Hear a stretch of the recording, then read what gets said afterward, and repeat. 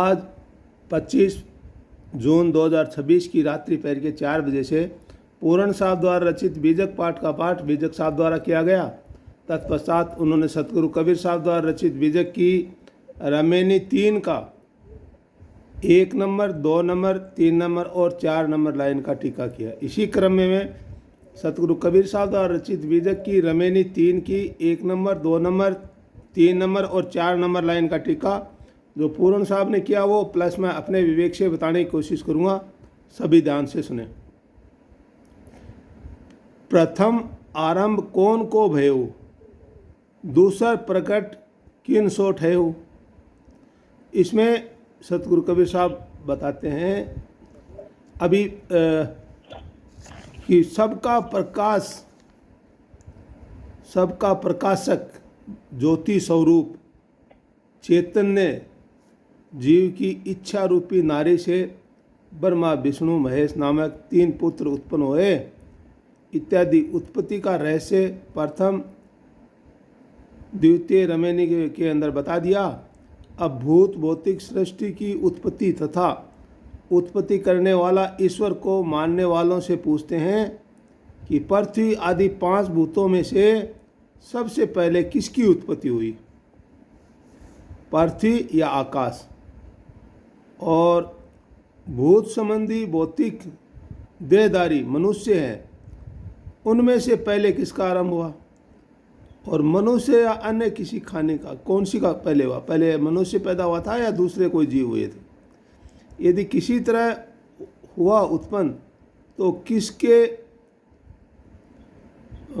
किसका आरंभ हुआ, पहले किसका आरंभ हुआ, और मनुष्य या अन्य किसी खान का। यदि किसी तरह हुआ उत्पन्न तो किससे उत्पन्न हुआ, सगुण साकार ईश्वर से या निर्गुण निराकार से। वह सर्वदेशी विभू है या एक देशी है, मतलब एक जगह से आकर के वो बने हैं या जगह जगह से उसको ला करके दूसरे देश से या दूसरी जगह से ला करके उनको बनाया। फिर वह अपने से पृथक भूत भौतिक दूसरे को उत्पन्न करके किस ठाम में रखा गया। तो आगे बताया प्रगटे ब्रह्मा विष्णु शिव शक्ति प्रथमे शक्ति किन जीव उक्ति।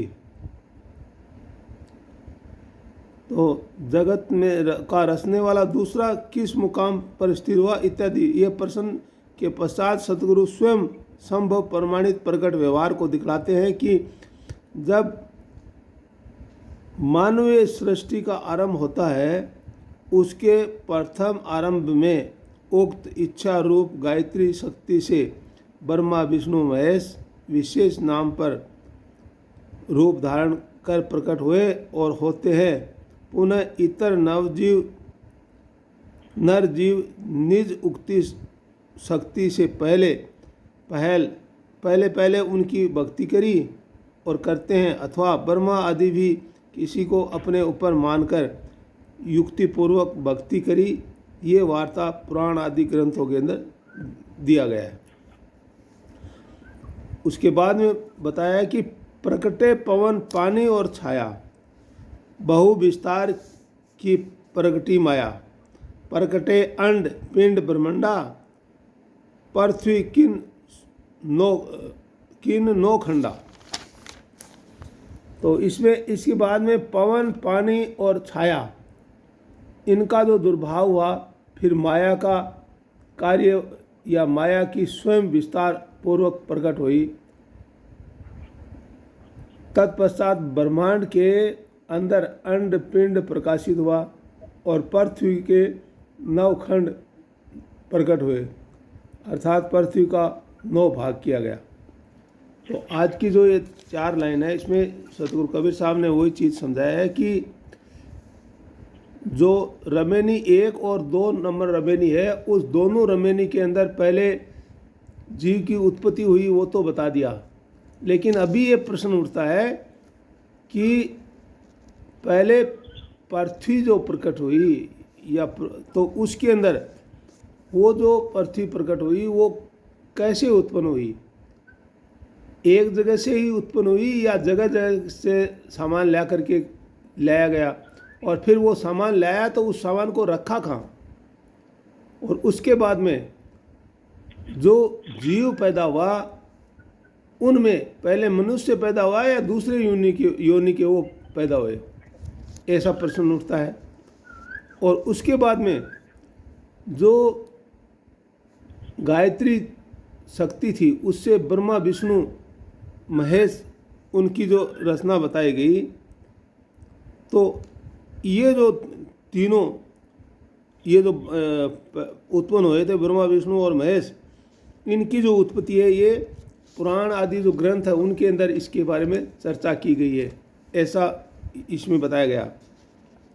अभी जीव पैदा हो गया और पृथ्वी पैदा हो, पहले पृथ्वी पैदा हुई बनी और उसके बाद में जीव बना, तो जीव के बाद में फिर उसके ऊपर प्रगटे पवन पानी और छाया और बहु विस्तार की प्रकृति माया, फिर माया रूप माया है जिससे जीव को काम अच्छा बुरा करने का असर उस पर पड़ता है, वो उसके बाद में हुआ। और पृथ्वी को भी फिर 9 भागों में उसको बांटा गया।